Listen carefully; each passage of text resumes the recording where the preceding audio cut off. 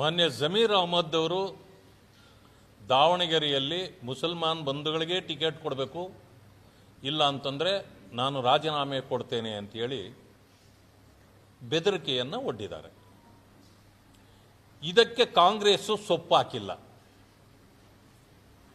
ಸುರ್ಜೇವಾಲ್ ಅವರು ಬೇಕಿದ್ರೆ ನೀವು ಕೊಟ್ಟು ಹೋಗಿ ಅಂತೇಳಿ. ನಾನು ಹೇಳ್ತಕ್ಕಂಥದ್ದು ಒಂದು ವಿಷಯ, ಹಿಂದೆ ಕಾಂಗ್ರೆಸ್ನಲ್ಲಿ ಎಲ್ಲ ಜಿಲ್ಲೆಗಳ ಹೆಡ್ ಕ್ವಾರ್ಟರ್ ಮುಸಲ್ಮಾನ್ ಬಂಧುಗಳಿಗೆ ಟಿಕೆಟ್ ಕೊಡ್ತಾ ಇದ್ರು. ಎಲ್ಲ ಜಿಲ್ಲೆಗಳು, ಮಂಡ್ಯ ಮೋಸ್ಟ್ಲಿ ಒಂದು ಬಿಟ್ಟು. ಆದರೆ ಈಗ ಎಲ್ಲ ಕಡೆಯಲ್ಲೂ ಅವ್ರಿಗೆ ಕಾಂಗ್ರೆಸ್ ಕೊಡ್ತಾ ಬಂದಿದೆ. ದಾವಣಗೆರೆ ಯಾವಾಗಲೂ ಮುಸ್ಲಿಮರಿಗೆ ಕೊಡ್ತಾ ಇದ್ರು, ಹೆಚ್ಚು ಜನಸಂಖ್ಯೆ ಕೂಡ ಇದೆ. ಅಂದರೆ ಕಾಂಗ್ರೆಸ್ಗೆ ಏನಾಗಿದೆ ಅಂದರೆ, ಮುಸಲ್ಮಾನರು ನಮ್ಮ ಗುಲಾಮರು, ಅವ್ರಿಗೆ ಟಿಕೆಟ್ ಕೊಡದೇ ಇದ್ರು BJPಯನ್ನು ತೋರಿಸಿದ್ರೆ ಸಾಕು, ಬಾಲ ಮುದ್ರಕೊಂಡು ಬಂದು ನಮಗೆ ಓಟ್ ಹಾಕ್ತಾರೆ ಅಂತಕ್ಕಂಥ ಒಂದು ಪ್ರವೃತ್ತಿಯನ್ನು ಕಾಂಗ್ರೆಸ್ ಬೆಳೆಸ್ಕೊಂಡಿದೆ. ಆ ಕಾರಣಕ್ಕೆ ಅವ್ರಿಗೆ ಟಿಕೆಟ್ ಕೊಡದೇ ಇದ್ರೂ ನಡೀತದೆ. ಆಮೇಲೆ ಮುಸಲ್ಮಾನರಲ್ಲೂ ಕೆಲವರು ಮುಖಂಡರುಗಳಿದ್ದಾರೆ, ಅವರು ಕೊನೆಯವರೆಗೂ ಕೇಳಿ ನೋಡ್ತಾರೆ. ಆಗಲಿಲ್ಲ ಅಂದರೆ ಕಾಂಗ್ರೆಸ್ನವರು ಏನು ಅಂದ್ಕೊಂಡಿರ್ತಾರೋ ಬಾಲ ಮುದ್ರಕೊಂಡು ಬಂದು ನಮ್ಮ ಹತ್ರ ಬಿದ್ದಿರ್ತಾರೆ ಅಂತ, ಹಾಗೆ ಅವರು ಬಾಲ ಮುದ್ರಕೊಂಡೇ ಹೋಗಿ ಬಿದ್ದಿರ್ತಾರೆ. ಆ ಕಾರಣದಿಂದ ಕಾಂಗ್ರೆಸ್ ಮಾಡೋದು ಕೂಡ ಸರಿ ಇದೆ, ಇವರು ನಡ್ಕೊಳ್ಳೋದು ಅದೇ ರೀತಿ ಇದೆ. ಅದಕ್ಕೆ ಅವರು ಯೋಚನೆ ಮಾಡಬೇಕು. ಭಾರತೀಯ ಜನತಾ ಪಕ್ಷದ ಬಗ್ಗೆ ಅವ್ರಿಗೆ ಬೇಸರ ಇರಬಹುದು. ನಾವು ಮುಸಲ್ಮಾನರ ವಿರೋಧಿಗಳಲ್ಲ. ಕಾಂಗ್ರೆಸ್ಸು ಅವರ ತಲೆಗೆ ಬಿಟ್ಟಿರ್ತಕ್ಕಂಥ ಹುಳುಗಳು ಇನ್ನೂ ಸತ್ತಿಲ್ಲ. ಅವು ಬದುಕಿರೋ ಕಾರಣ ಅವ್ರು ಏನು ಮಾಡ್ತಾರೆ, ಆ ಹುಳ ಏನು ಕೆಲಸ ಮಾಡ್ತದೋ ಅವ್ರ ತಲೆಯಲ್ಲಿ ಅದನ್ನು ತಿಳ್ಕೊಂಡು ನಾವು ವಿರೋಧಿಗಳು ಅಂದ್ಕೊಂಡಿದ್ದಾರೆ. ಅದೇ ನಾನು ಹೇಳೋದು, ಅವರು ನಮಗೆ ಓಟ್ ಹಾಕೋದು ಬೇಕಿಲ್ಲ. ನಾನು ಓಟ್ ಹಾಕಿ ಅಂತ ನಾನು ಯಾವತ್ತೂ ಕೇಳಲ್ಲ.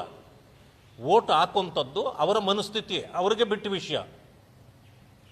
ನಾವೇನು ಇಡೀ ದೇಶದಲ್ಲಿ ನಾವು ಇವತ್ತು ಅಧಿಕಾರದಲ್ಲಿದ್ದೀವಿ, ದೇಶವನ್ನು ಆಳ್ತಾ ಇರ್ತಕ್ಕಂಥವರು ಮಾನ್ಯ ಮೋದಿಜಿಯವರು, ಅವರೇನು ಬಹಳ ದೊಡ್ಡ ಸಮುದಾಯ ಅಲ್ಲ, ಅವರೂ ಕೂಡ ಹಿಂದುಳಿದವರೇ. ಯಾವ ರೀತಿ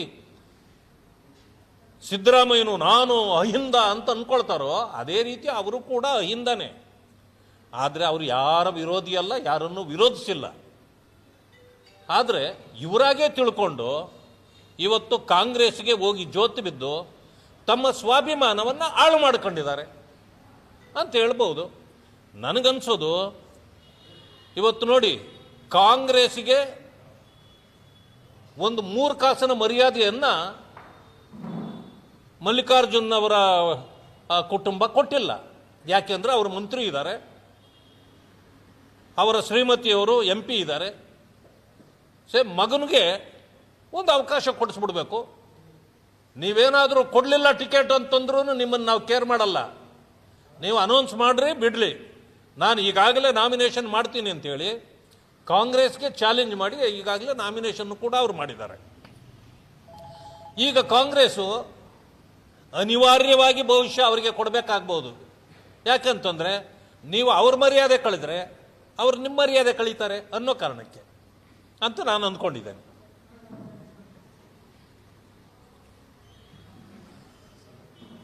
ಅಷ್ಟಲ್ಲ, ಇನ್ನೊಂದು ವಿಷಯ ತಮ್ಮ ಗಮನಕ್ಕೆ ತರಬೇಕು. ಈಗಾಗಲೇ GBA ಚುನಾವಣೆಗಳು ಬರ್ತದೆ ಅಂತ ಅಂದ್ಕೊಂಡಿದ್ದೇವೆ. ಈಗ MLA ಅಥವಾ MP ಎಲೆಕ್ಷನ್ನಲ್ಲಿ EVM ಬಿಟ್ಟು ನೀವೇನೂ ಮಾಡೋಕ್ಕಾಗೋದಿಲ್ಲ, ನಿಮ್ಮ ಕೈಯಲ್ಲಿ ತೀರ್ಮಾನ ಇಲ್ಲ. GBA ಚುನಾವಣೆಯಲ್ಲಿ ಬ್ಯಾಲೆಟ್ ಪೇಪರಲ್ಲೇ ಮಾಡಬೇಕು ಅಂತೇಳಿ ನೀವು ತೀರ್ಮಾನ ತಗೊಂಡಿದ್ದೀರಿ ಇತ್ತೀಚೆಗೆ. ಕಾಂಗ್ರೆಸ್ನಲ್ಲೇ ಅನೇಕರಿಗೆ ಅದರ ಬಗ್ಗೆ ವಿಶ್ವಾಸ ಇಲ್ಲ. ಆದರೆ ಕಾಂಗ್ರೆಸ್ಗೆ ಬ್ಯಾಲೆಟ್ ಪೇಪರ್ ಯಾಕೆ ಬೇಕು ಅನ್ನೋದಕ್ಕೆ ಈಗ ಒಳ್ಳೆ ಒಂದು ನಿದರ್ಶನ, ಹಳೇದು ಬೇಡ ಹೊಸ ನಿದರ್ಶನವನ್ನು ನಿಮಗೆ ಕೊಡಬಲ್ಲೆ. ಕುಣಿಗಲ್ನ ಸಂತೆಮಾತೂರಿನಲ್ಲಿ ಒಂದು ಸೊಸೈಟಿ ಚುನಾವಣೆ ನಡೀತದೆ. ಅಧಿಕಾರಿ ಯಾವ ರೀತಿ ಮಾಡ್ತಾರೆ ಅಂತಂದ್ರೆ, ಜನ ಬಂದು ಓಟೇ ಹಾಕೋದಿಲ್ಲ, ಬ್ಯಾಲೆಟ್ ಪೇಪರಲ್ಲಿ ಅವ್ರ ಓಟನ್ನು ಹೊರಗಡೆನೆ ಕುಳಿತು ಓಟ್ ಮಾಡಿಬಿಟ್ಟು ಆ ಬಂಡಲನ್ನು ತಂದು ಆ ಡಬ್ಬಕ್ಕೆ ಸೇರಿಸ್ತಾ ಇರ್ತಕ್ಕಂಥ ಸಮಯದಲ್ಲಿ ಸಿಕ್ಕಾಕೊಂಡಿದ್ದಾನೆ. ನಮ್ಮ ಪಕ್ಷದ ಏಜೆಂಟ್ ಯಾರಾಗಿದ್ರೋ ಆ ಏಜೆಂಟು ಹೋಗಿ ಅವನನ್ನು ಹಿಡ್ಕೊಂಡು ಬಿಟ್ಟಿದ್ದಾನೆ. ಬಂಡಲ್ ಇದನ್ನು ತುರುಕ್ತಾ ಇರುವಾಗ ಹಿಡ್ಕೊಂಡು ಬಿಟ್ಟಿದ್ದಾನೆ. ಸಿಕ್ಕಾಕೊಂಡ ಮೇಲೆ ಪೊಲೀಸ್ನವ್ರಿಗೆ ಗೊತ್ತಾಗಿದೆ. ಪೊಲೀಸ್ನವ್ರು ಬಂದು ಆಫೀಸರನ್ನ ಎಸ್ಕೇಪ್ ಮಾಡಿದ್ದಾರೆ. ವಿಡಿಯೋ ಎಲ್ಲ ಇದೆ. ಅವನು ಮೆತ್ತಗೆ ಅಲ್ಲಿಂದ ಕಾಲು ಕಿತ್ತು ಹೊರಗಡೆ ಹೋಗ್ತಾ ಇದ್ದಾನೆ. ಕೊನೆಗೆ ಅವನ ಮೇಲೆ FIR ಮಾಡಿದ್ದಾರೆ, ಕ್ರಮ ಏನೂ ಇಲ್ಲ. ಆದರೆ ಯಾರು ಹಿಡ್ಕೊಟ್ಟಲ್ಲ ಅವ ಆಫೀಸರ್ನ ಹೊಡೆದಿದ್ದಾನೆ ಅಂತೇಳಿ FIR. ಇನ್ನು ಯಾರ್ಯಾರು ಅದರಲ್ಲಿ ಶಾಮೀಲಾಗಿದ್ದಾರೆ ಯಾರಿಗೂ ಏನೂ ತೊಂದರೆ ಇಲ್ಲ. ಯಾರು ಹೇಳಿದ್ರು ಅವರ ವಿರುದ್ಧವಾಗಿ ಪೊಲೀಸ್ನವರು ಕೇಸುಗಳಾಗ್ತಾ ಇದ್ದಾರೆ. ಇದೇನು ಮುನ್ನಾರ ಇದು? ಕಾಂಗ್ರೆಸ್ಗೆ ಬೇಕಾಗಿರ್ತಕ್ಕಂಥದ್ದು ಬ್ಯಾಲೆಟ್ ಪೇಪರ್. ಯಾಕೆ ಅಂದರೆ ಈ ರೀತಿ ಮಾಲ್ ಪ್ರಾಕ್ಟೀಸಸ್ ಮಾಡಲಿಕ್ಕೆ ಮೊದಲಿಂದಲೂ ಅವರು ಆ ಪದ್ಧತಿ ಇದೆ ಕಾಂಗ್ರೆಸ್ನಲ್ಲಿ, ಅದನ್ನು ಮಾಡಲಿಕ್ಕೆ ಇವತ್ತು ಮಾಡ್ತಾ ಇರ್ತಕ್ಕಂಥದ್ದು. ಆದ್ದರಿಂದ ಯಾರು ಆಫೀಸರ್ಗಳಲ್ಲಿ ಇನ್ವಾಲ್ವ್ ಆಗಿದ್ದಾರೆ ಅವರನ್ನೆಲ್ಲ ಸಸ್ಪೆಂಡ್ ಮಾಡಬೇಕು. ಮತ್ತೆ ಹಿಡುಕೊಟ್ಟವರ ಮೇಲೆ FIR ಹಾಕಿದ್ದಾರಲ್ಲ, FIR ವಿತ್ಡ್ರಾ ಮಾಡಬೇಕು. ಯಾವ ಅಧಿಕಾರಿಗಳು ಇದರಲ್ಲಿ ಶಾಮೀಲು ಆಗಿದ್ದಲ್ಲ ಅಧಿಕಾರಿಗಳನ್ನು ಕೂಡ ಅವರನ್ನು ಇಮ್ಮಿಡಿಯೇಟ್ಲಿ ಸಸ್ಪೆಂಡ್ ಮಾಡಬೇಕು. ಇಲ್ಲ ಅಂತಂತಂದರೆ ಇಂಥದ್ದನ್ನು ನಾವು ಸುಮ್ಮನೆ ಬಿಡೋದಿಲ್ಲ. ನಿಮ್ಮ ಬ್ಯಾಲೆಟ್ ಪೇಪರು ಮಾಡಬೇಕು ಅಂತಕ್ಕಂಥ ನಿಮ್ಮ ತೀರ್ಮಾನಕ್ಕೆ ಇದು ಕುಣಿಗಲ್ನ ಘಟನೆ ನಿಮ್ಮ ಮುಖಕ್ಕೆ ಹಿಡಿದ ಕನ್ನಡಿ. ಇದಾದ ಮೇಲೂ ನೀವು ಬ್ಯಾಲೆಟ್ ಪೇಪರ್ ಮಾಡ್ತೀರಿ, ಮಾಡ್ರಿ, ನಮ್ಮ ಜನ ನಿಮಗೆ ಬುದ್ಧಿ ಕಲಿಸ್ತಾರೆ. ಇದು ಆಕ್ಷನ್ ತಗೊಳ್ಳಿಲ್ಲ ಅಂದರೆ ಸರ್ಕಾರ ಮತ್ತು ಇದನ್ನು ಮಾನ್ಯ ಶಾಸಕರು ಇದರ ಹಿಂದೆ ಇದ್ದಾರೆ, ಕೇಸ್ ಹಾಕಿಸ್ತಾ ಇದ್ದಾರೆ. ರಂಗನಾಥ್ ಅವರು, ಮಾನ್ಯ ಶಾಸಕ ಡಾಕ್ಟರ್ ರಂಗನಾಥ್ ಅವರು, ತಕ್ಷಣ ಅವರನ್ನು ಕೂಡ ಬಂಧಿಸಬೇಕು.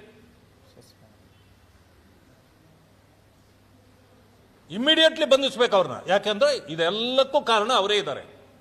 ಇದನ್ನು ಮಾಡಬೇಕು. ಮಾಡಲಿಲ್ಲ ಅಂದರೆ ನಾನು ಕೂಡ ಸೋಮವಾರ ಮಂಗಳವಾರ ದಿವಸ ಸದನದಲ್ಲಿ ಇದನ್ನು ಪ್ರಸ್ತಾಪ ಮಾಡ್ತೇನೆ. ಇಡೀ ರಾಜ್ಯಕ್ಕೆ ಈ ವಿಷಯವನ್ನು ಮುಟ್ಟಿಸುವಂಥ ಕೆಲಸವನ್ನು ಕೂಡ ನಾನು ಮಾಡ್ತೇನೆ.